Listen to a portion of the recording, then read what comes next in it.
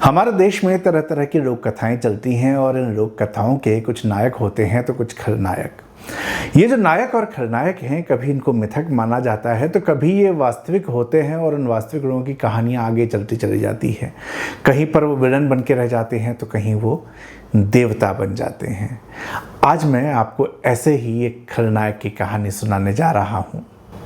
नमस्ते, मेरा नाम है नवीन चौधरी और नवीन का नुक्कड़ में आज मैं आपको एक ऐसे ही खलनायक की कहानी सुनाने जा रहा हूँ जो कि उत्तराखंड की गढ़वाल की लोक कथाओं में खलनायक था, लेकिन कुछ लोगों के लिए वो नायक भी रहा। इस पात्र का नाम है फ्रेडरिक विल्सन। जब अंत में आप आएंगे कहानी के तो आप इस पात्र के कुछ निशान भी उत्तराखंड में मसूरी में पाएंगे, जिसके बारे में मैं आपको बताऊंगा। लेकिन उससे पहले ये कहानी सुनते हैं। विल्सन की कहानी पे आऊं उससे पहले मैं आपको ये बताऊं कि कहानी का आधार क्या है। ये कहानी जो है विहंगम नाम की इस किताब से मैं बता रहा हूं, जो कि अभय मिश्र की लिखी हुई है। एक नॉन फिक्शन बुक है, पेंगुइन से आई है और गंगा पथ के भागीरथ आख्यान इसका सबटाइटल है। तो गंगा पथ पर फैली हुई कहानियां, गंगोत्री के आसपास की कहानियां इस किताब में हैं और ये वास्तविक कहानियां हैं। तो इसी में से ये कहानी मैं आपको सुनाता हूँ। तो चलिए थोड़ा सा पहले इतिहास की ओर जाते हैं। ये दौर जो है 1800 के आसपास का दौर था, जब गढ़वाल के शासक सुदर्शन शाह गोरखाओं से उलझे हुए थे। अपने राज्य को बचाने के लिए युद्ध था और गोरखा जो है आगे बढ़े जा रहे थे। मदद के लिए सुदर्शन शाह ने अंग्रेजों को पुकारा और इतिहास गवाह है कि हमारे जिस भी राजा ने अंग्रेजों को मदद के लिए पुकारा उसका क्या हाल हुआ है। सुदर्शन शाह की मदद के लिए अंग्रेजों की कंपनी सेना तो पहुंच गई। कंपनी सेना के पहुंचने के बाद युद्ध जीता भी गया, गोरखाओं को पीछे भगा दिया गया। मगर जब कंपनी सेना ने अपना बिल भेजा राजा को, जो सेवाएं दी थी उसका बिल भेजा, तो वो बिल इतना था कि राजा का दिल बैठ गया। उसको चुकाने के लिए राजा को अपना आधा राज्य उन्हें देना पड़ा। जो आधा राज्य अंग्रेजों ने लिया, गढ़वाल के उस क्षेत्र को आज हम पौड़ी गढ़वाल के नाम से जानते हैं। और जो दूसरा हिस्सा था, दूसरा हिस्सा टिहरी गढ़वाल है, जो कि राजा सुदर्शन शाह के अपने पास था। तो अब आप जो है पौड़ी और टिहरी के बारे में भी जानते हैं, अगर आप पहले से नहीं जानते हैं तो। अच्छा, पौड़ी गढ़वाल जो है ये हमेशा से डेवलप था, सड़क से जुड़ा हुआ था, संपन्न था, बिजनेस वगैरह उस एरिया में होते थे। लेकिन टिहरी जो है घने जंगल थे, सड़क वगैरह नहीं थी, पिछड़ा था। लेकिन राजा सुदर्शन शाह अपना संतुष्ट थे, उनका काम चल रहा था, राजपाट चल रहा था। ऐसे करते करते 1840 आ गया, जब राजा सुदर्शन शाह बूढ़े होने लगे और उनके रिश्तेदार जो है उनकी गद्दी पर कब्जा करना चाहते थे। ऐसे टाइम में एक अंग्रेज जिसका नाम फ्रेडरिक विल्सन था, वो उनके पास पहुंचता है। फ्रेडरिक के लिए कहा जाता है कि अफगानों के साथ जो अंग्रेजों का युद्ध हो रहा था, वहां पर वो अपनी ब्रिटिश सेना की टुकड़ी से बिछड़ गया। कुछ लोग कहते हैं बिछड़ना ही चाहता था, जानबूझकर गायब हो गया। कई लोग कहते हैं वो भगोड़ा था। फिर उसके ऊपर तर्क बहुत से लोगों का है कि वो भगोड़ा नहीं था। होता तो ब्रिटिश सरकार उसको बहुत सारे इनाम क्यों देती। लेकिन जब उसके आगे के किस्से हम सुनते हैं उसने क्या क्या किया, तो मुझे लगता है कि हो सकता है उसके आगे के किए कारनामों की वजह से उसको पुरस्कार मिला हो। तो खैर, वापस आते हैं विल्सन ने किया क्या। फ्रेडरिक विल्सन पहुंचे सुदर्शन शाह के पास। उन्होंने उस एरिया को देखा और उसको समझ में आया कि इन जंगलों के एरिया में पैसा कमाने का बहुत स्कोप है, जिसको कि अभी तक राजा ने इस्तेमाल ही नहीं किया। वो राजा के पास गया, उसने राजा को अपना बिजनेस आइडिया दिया। उसने कहा कि एक क्षेत्र मुझे दे दीजिए, मैं यहाँ से पैसा उगाऊंगा और बदले में आपको रॉयल्टी दूंगा। सुदर्शन शाह मन ही मन हंसे, बोले यार यहाँ पे जंगलों में क्या पैसा उगेगा। जंगल को उन्होंने अभी तक शिकार का ही माध्यम माना हुआ था और लकड़ी वकड़ी बेचने का तो सोचा ही नहीं गया, क्योंकि रास्ता था ही नहीं। तो उन्होंने सोचा कि अपना क्या ही नुकसान हो रहा है, कुछ पैसा आएगा, दे दिया जाए इसको।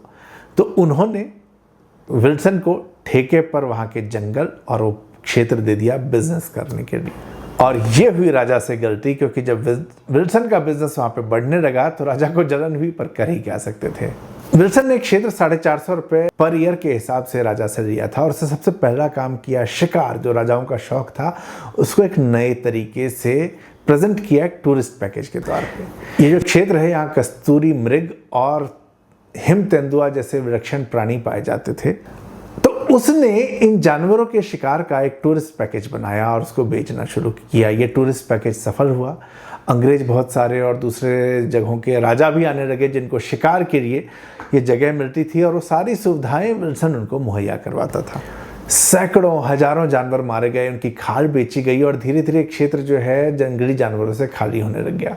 विल्सन पैसा कमाया जा रहा था, बेशुमार पैसा उसके पास हो चुका था। इससे एक टूरिस्ट पैकेज से वो न सिर्फ शिकार करवाता बल्कि उसके बाद जो खाल बेचनी है इन सब चीज़ों को बेचकर भी वो पैसे कमा रहा था। अच्छा, एक तरफ ये चल रहा है, वहीं दूसरी तरफ ब्रिटेन में कुछ और चल रहा था। ब्रिटेन में रानी जो है एक हस्ताक्षर कर रही थी कि जो भारत की धन संपदा है उसको बंदरगाहों तक कैसे लाया जाएगा, तो उसको ले जाने के लिए ट्रेल लाइंस की जरूरत है, रेलवे लाइन को बिछाने की जरूरत है। तो ये जो बदलाव था ये विल्सन की जिंदगी में एक और बहुत इंटरेस्टिंग मोड बन के आया, क्योंकि अब ट्रेल लाइन को बिछाने के लिए लकड़ी की जरूरत थी। अब लकड़ी कहाँ से आए, तो विल्सन ने उसका ठेका अंग्रेज सरकार से लिया और उसने लकड़ियों की सप्लाई शुरू की। अच्छा, सुदर्शन शाह को लगा कि भाई इसे ठेका तो उठा लिया, करेगा कैसे, क्योंकि रास्ता तो है नहीं। पर विल्सन और चतुर, उसने सबसे पहले स्थानीय लोगों को काम दिया, उनसे उसने लकड़ियां कटवाई, लट्ठे बंधवा के और उसने भगीरथी की धारा में डाल दिया। जून जुलाई के महीने में जैसे ही बर्फ पिघली और नदी में पानी का बहाव बढ़ा, ये जो लकड़ियां थी ये बह बहकर हरिद्वार पहुंच गई। वहां पर भी विल्सन के आदमी थे और विल्सन के आदमियों ने उन लकड़ियों को वहां से निकालना शुरू किया और उसको रेल बनाने के लिए जहां जहां पहुंचाना था उनको पहुंचाना शुरू किया। तो शुरुआती दौर की अगर भारतीय रेल का आप इतिहास देखें तो शुरू में जितनी भारतीय रेल बनी है उसमें विल्सन की भेजी हुई देवदार की वो लकड़ियां ही हैं जो उस रेलवे ट्रैक को बनाने में मददगार हुई थी। विल्सन जो पहले से अमीर था और अमीर हो गया, इतना अमीर कि कई बार राजा साहब को भी वो उधार दिया करता था। जलन हो रही थी लेकिन अब क्या करते। जहां एक तरफ ये सब कुछ हो रहा था, वहीं पे सामाजिक रूप से गंगा के गांव उपरा टकनौर में कुछ और घटित हो रहा था, जिसकी वजह से विल्सन को लोक कथाओं में, लोक गीतों में जगह मिली। रे माँ दिन भर छोरों संग ढोलती रहे है, भांडा खाली का खाली, 17 साल की घोड़ी हैगी। ये आवाज सुन के पिट्ठू में निशाना लगाती हुई रह माता जो है वो रुक गई। माँ की डांट सुन के रह माता की सिट्टी पुट्टी गुम, क्योंकि उसको 2 घंटे पहले भी डांट पड़ी थी माँ से और उन्होंने उनको पानी लाने को कहा था, लेकिन ये पिट्ठू के खेल में उलझ गई और ये भूल गई। उसके चाचा आने वाले थे, पानी घर में नहीं था और गंगा के घाट से इसको पानी लेके आना था। आपको पता ही होगा अलग अलग जातियों के अलग अलग घाट होते हैं। तो रह माता जो है जल्दी से डांट से बचने के लिए अपना बर्तन उठा के गंगा के घाट से पानी लेने जाने लगी। अब जब वो हड़बड़ी में दौड़े तो 1-2 बार पैर फिसला और उसको अंदाजा लगा कि उस घाट तक जाने में उसको बहुत समय लगेगा। तो उसने आसपास इधर उधर देखा और देखा कि सामने जो घाट है वहाँ कोई भी नहीं है, तो चुपचाप वहाँ उतरी और उसने वहाँ से पानी भर लिया। ये वो घाट था जहाँ रह माता के लिए पानी भरना वर्जित था।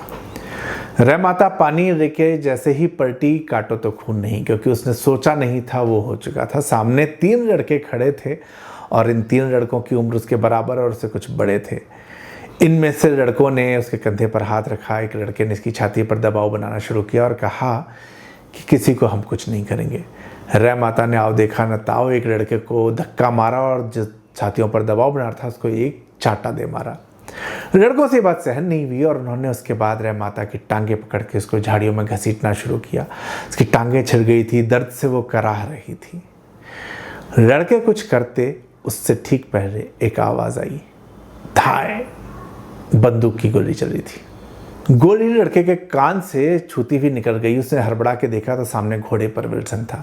अब चूंकि गोली की आवाज़ हुई तो जाहिर सी बात है कि वहाँ पर भीड़ जमा होनी थी। भीड़ जमा हो गई, काफ़ी विवाद हुआ। रह माता को सजा देने की बात हुई, लेकिन विल्सन जो है वो अड़ गया और उसने वहाँ से रह माता को बचाकर निकाल दिया।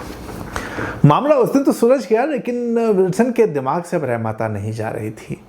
इधर रह माता भी बीमार थी, उसको जो चोटें लगी थी, जिस लड़कों ने उसको मारा था, उससे उसका दर्द खत्म नहीं हो रहा था। विल्सन ने उसका इलाज भी करवाया और एक दिन एक चर्च में उसने रह माता के माता पिता को बुलाया। उन्होंने देखा कि उनकी बेटी सफ़ेद फ्रॉक पहने हुए खड़ी है और विल्सन उससे शादी कर रहा है। रह माता के माँ बाप करते क्या, गरीब थे, उनको समझ नहीं आया, रीति रिवाजों को नहीं समझते थे, पर ये समझ गए थे उनकी बेटी ने विल्सन से शादी कर ली है, ये शादी हो चुकी है। अब जो गरीब की लड़की थी वो विल्सन की बीवी बन गई और शान और शौकत से रहने लगी और इससे बहुत से लोगों को जलन हुई और उसके बाद एक लड़ाई शुरू हुई। कहा जाने लगा कि रह माता के एक विधर्मी से विवाह करने की वजह से सोमेश्वर बाबा नाराज हो गए। सोमेश्वर बाबा यानी वहाँ के लोक देवता। सोमेश्वर बाबा को मुखबा जिस इलाके की लड़की थी वहाँ के लड़कियों के बड़े भाई के रूप में देखा जाता है और एक पूजा भी होती है जिसकी बात हम फिर कभी करेंगे। कहा जाने लगा कि सोमेश्वर बाबा नाराज हो गए।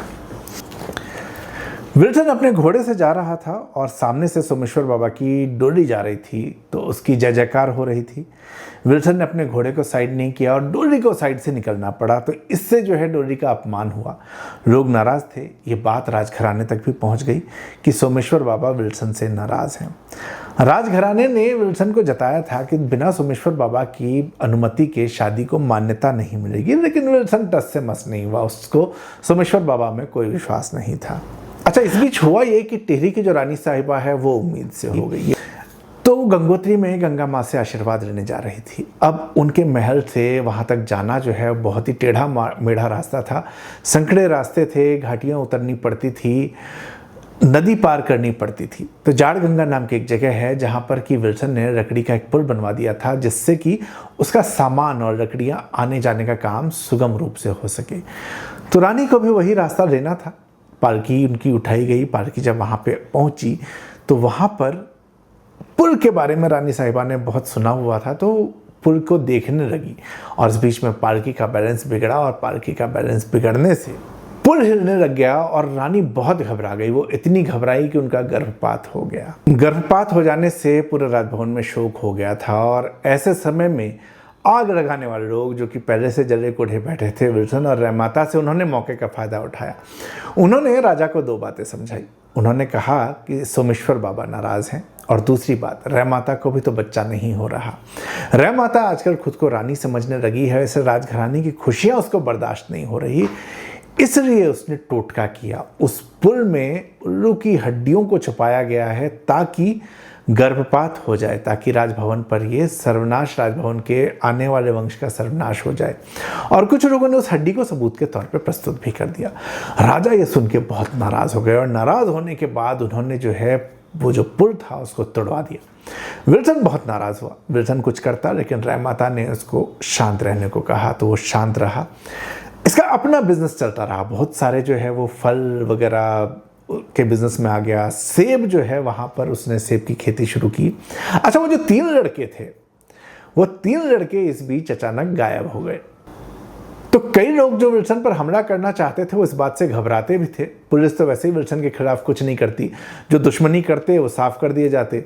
3 लड़कों की कहानी बार बार चल ही रही थी। कुछ लोग ये कहते थे कि अपने जो सेब के, विदेशी लाल फल उसको कहा गया, कि सेब के बागान के लिए जो है उसने इन 3 लड़कों की बलि दे दी है और उससे जो है ये लाल फल होता है।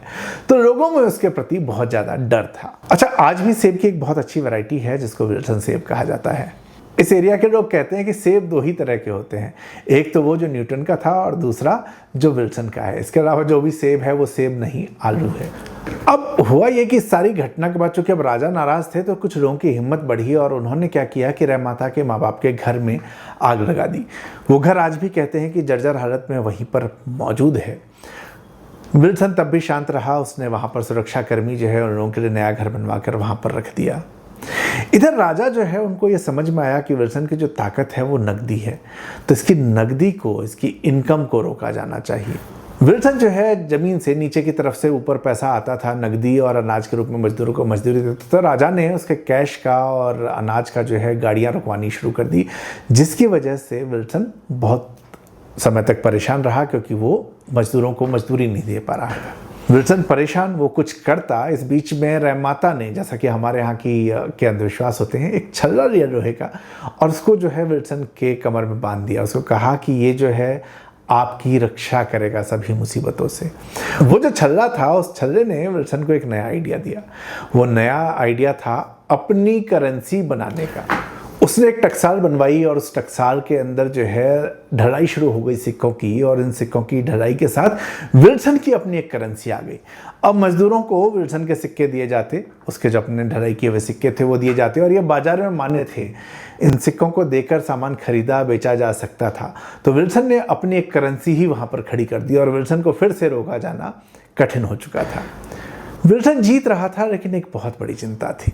इनका जितना बड़ा स्टेट था, इस स्टेट के भविष्य की उनको चिंता थी, क्योंकि रहमाता को बच्चा नहीं हो रहा था। रहमाता की एक मौसी थी गुलाबी। मौसी थी रिश्ते में, लेकिन उम्र में दोनों के सिर्फ 2 ही साल का फ़र्क था। रहमाता ने एक दिन उनको अपनी चिट्ठी भेजी। चिट्ठी में जो लिखा था उसको पढ़ के गुलाबी बहुत नाराज़ हो गई, लेकिन फिर भी रहमाता ने उनसे कहा कि आइए मिलते हैं। दोनों की मुलाकात हुई और मुलाकात होने के बाद दोनों ने अपने दुख सुख बांटे नदी किनारे बैठ के। और ऐसा होता है ज़िंदगी में, बहुत सी अप्रत्याशित चीज़ें हो जाती हैं। तो ऐसा ही कुछ अप्रत्याशित अब रहमाता अपनी ज़िंदगी में खुद लेके आ रही थी, और गुलाबी की ज़िंदगी में तो अप्रत्याशित था ही। ऑफ़र था गुलाबी को विल्सन से शादी करने का। जी हाँ, अपनी मौसी की शादी विल्सन से करवाना चाहती थी रहमाता, ताकि स्टेट का भविष्य हो सके। ये सारी बातचीत जब भी विल्सन बाहर था, विल्सन को पता नहीं था। जब वो वापस आया तो उसके सामने रहमाता ने यह प्रस्ताव रखा, उसने सीधे उसको ठुकरा दिया। उसको ये प्रस्ताव नहीं पसंद था, लेकिन स्टेट के भविष्य को लेके, बच्चे की बात को लेके रहमाता ने उसको कन्विंस किया, और अंततः विल्सन कन्विंस हुआ और उसने गुलाबी से शादी की।